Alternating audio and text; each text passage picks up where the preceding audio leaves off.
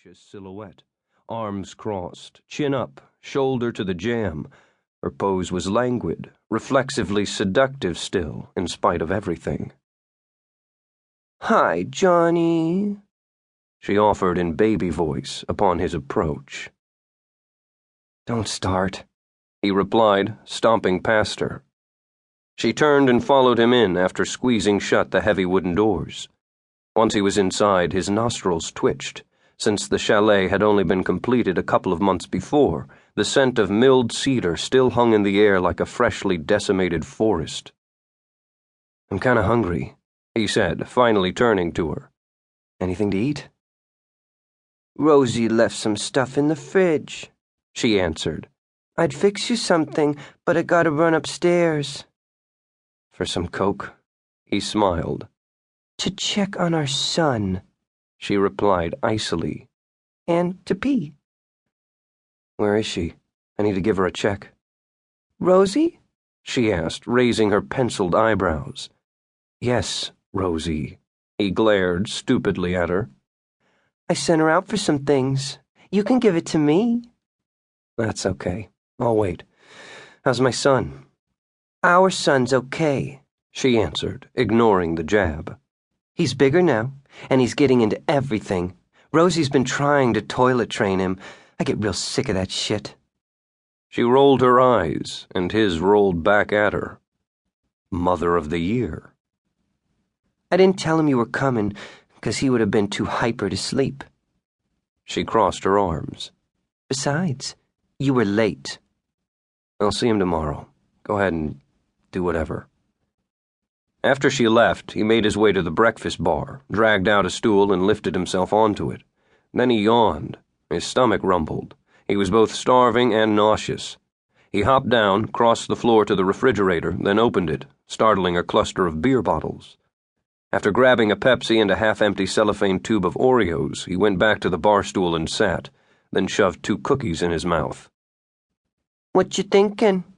She'd slipped on a pink ski parka, as if headed outside.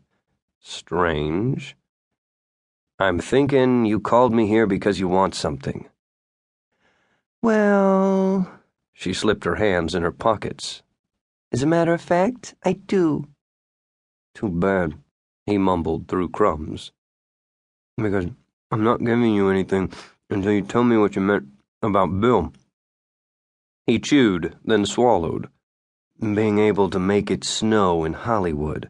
What exactly did you mean by that?" "I said something I shouldn't have, to piss you off." "You're lying."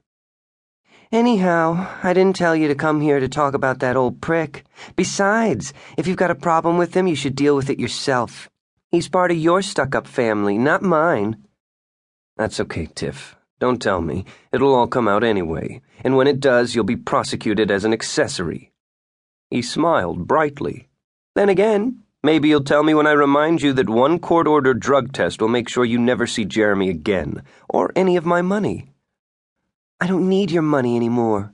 "Really?" He laughed. "For Christ's sake, Tiff, who's going to keep him from falling down the stairs, or drowning in the lake when you're out whoring for cash?" "I'm off coke," she stated imperiously. "And you know, I'm not going to let anything happen to him, and Rosie won't either. What kind of mother do you think I am?" "You don't want to know."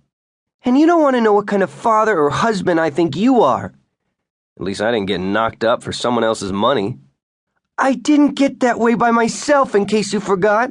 And from what I heard," she glared at him, "you had your own little reason for screwing me." "You listen to too much gossip," he snapped. "I just wonder if he's really mine. I've heard things, you know." "We're not going through all that again, Johnny. He's all yours, like it or not." "I wish I could believe you." But he did believe her, at least about this one thing. His son was the image of himself at the same age, right down to the emerging cleft in his chin. "I've got something to tell you," she said finally. "Yeah, so I figured," he said, then shoved his tongue between the crevices of his teeth to extract cookie mush. "I'm dating someone. It's serious." "Really?" His eyebrows arched. "You actually found someone stupider than me? That wasn't part of the terms. We both agreed not to see anybody else until we worked this out."